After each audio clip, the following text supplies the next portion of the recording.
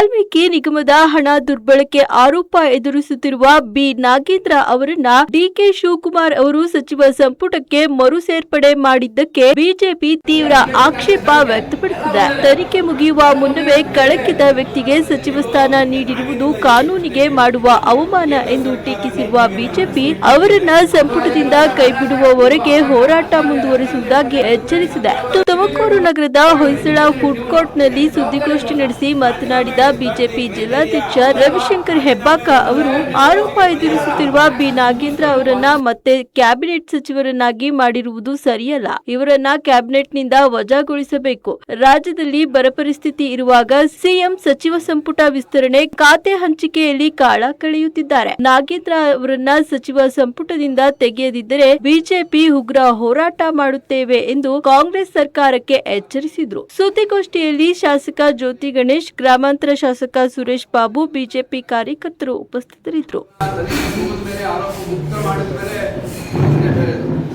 ಇನ್ನು ಆರೋಪ ಇದ್ದರೆ ಅವರನ್ನ ಮಂತ್ರಿ ಮಾಡುವಂತ ಅವಶ್ಯಕತೆ ಏನಿತ್ತು, ಅವರನ್ನ ಈ ಕೂಡಲೇ ಕ್ಯಾಬಿನೆಟ್ ಇಂದ ವಜಾ ಮಾಡಬೇಕು.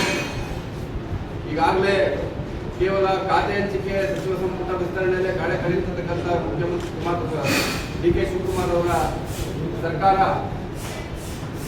ರಾಜ್ಯದಲ್ಲಿ ಮಳೆ ಈಗಾಗುತ್ತಿದ್ರು ಕೂಡ ಯಾವುದೇ ಬಿತ್ತನೆ ಆಗದಲೇ ಬರ ಪರಿಸ್ಥಿತಿಯನ್ನು ರೈತರು ಎದುರಿಸುತ್ತಿರ್ತಕ್ಕಂಥ ಈ ಸಂದರ್ಭದಲ್ಲಿ ಬರೀ ರಾಜಕೀಯ ಸಚಿವ ಸಂಪುಟ ವಿಸ್ತರಣೆ ಇರ್ಬೋದು, ಖಾತೆಗಳ ಹಂಚಿಕೆ ಇರ್ಬೋದು, ಈ ರೀತಿಯ ವ್ಯವಸ್ಥೆಯಲ್ಲಿ ತೊಡಗಿರುವುದನ್ನು ಭಾರತೀಯ ಜನತಾ ಪಾರ್ಟಿ ಘಟಿಸಿ ಇವರನ್ನ ಮುಂದುವರಿಸಿದ್ದೇ ಆದರೆ, ಸಂಪುಟದಿಂದ ಕೈ ಬಿಡದೆ ಮುಂದುವರಿಸಿದ್ದೇ ಆದರೆ ಭಾರತೀಯ ಜನತಾ ಪಾರ್ಟಿ ಉಗ್ರವಾದ ಹೋರಾಟವನ್ನು ಮಾಡ್ತಾ ಇರ್ತಕ್ಕಂಥ ವಿಚಾರವನ್ನು ತಮ್ಮನ್ನ ಗಮನಕ್ಕೆ ತರಲಿಕ್ಕೆ ಬಯಸ್ತೇನೆ.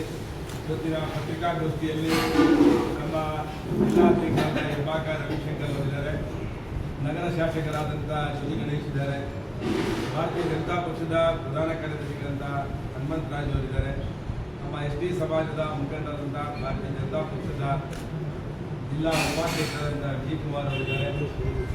ನಾವು ಪತ್ರಿಕಾಗೋಷ್ಠಿಯನ್ನು ಕರೆದಿರುವಂಥ ಉದ್ದೇಶ, ಕರ್ನಾಟಕ ರಾಜ್ಯ ಸರ್ಕಾರ ಹೊಸ ಮುಖ್ಯಮಂತ್ರಿಗಳಾಗಿದ್ದಾರೆ.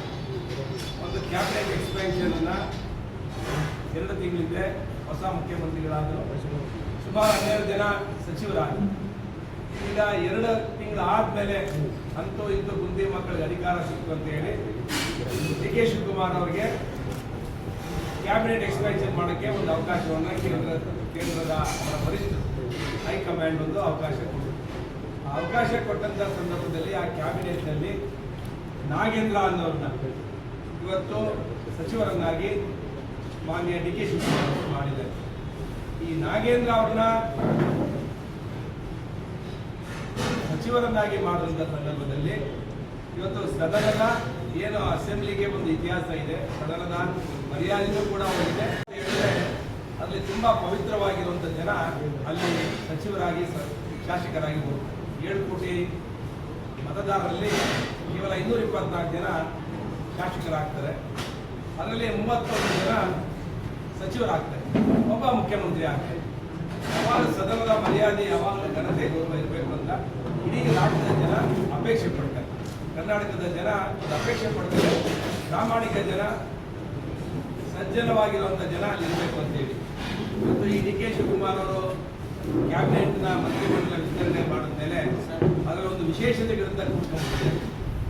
ಇಲ್ಲಿವರೆಗೂ ಸಚಿವರುಗಳಿಗೆ ಖಾತೆ ಕೂಡ ಕೊಟ್ಟಿಲ್ಲ, ಅದು ಸರ್ಕಾರಕ್ಕೆ ಬಿಟ್ಟಂತ ವಿಚಾರ. ಆದರೆ ಇವತ್ತು ರಾಜ್ಯದಲ್ಲಿ ಯಾಕೆ ಭಾರತೀಯ ಜನತಾ ಪಕ್ಷ ಇವತ್ತು ಕರ್ನಾಟಕದಾದ್ಯಂತ ಎಲ್ಲ ಕಡೆನೂ ಕೂಡ ನಾಗೇಂದ್ರ ಅವರ ರಾಜೀನಾಮೆ ವಾಪಸ್ ತಗೊಳ್ಳಿಲ್ಲ ಅಂತ ಹೇಳಿದ್ರೆ, ಸದನ ನಡೆಯಕ್ಕೆ ಬಿಡಲ್ಲ ಅಂತ ಹೇಳಿ ಡಿ ಕೆ ಶಿವಕುಮಾರ್ ಅವರಿಗೆ ಎಚ್ಚರಿಕೆಯನ್ನು ಕೊಡ್ತಾ ಇದ್ದಾರೆ.